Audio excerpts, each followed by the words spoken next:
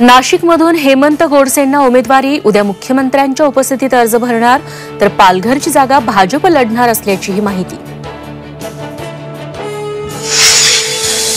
राज ठाकरेंच्या कल्याण आणि ठाण्यामध्ये सभा होणार, श्रीकांत शिंदेंची माहिती। उमेदवारी जाहीर झाल्यानंतर श्रीकांत शिंदे आणि नरेश म्हस्केंनी घेतली राज ठाकरेंची भेट। रत्नागिरीत किरण सामंतांच्या कार्यकर्त्यांनी उदय सामंत यांच्या संपर्क कार्यालयावरील बॅनर हटवले। उदय सामंत नावाऐवजी किरण सामंत संपर्क कार्यालय असा बॅनर लागणार असल्याची माहिती। सांगलीत बंडखोर उमेदवार विशाल पाटलांवर आज कारवाईची शक्यता। हायकमांडशी चर्चा करून कारवाईचा निर्णय।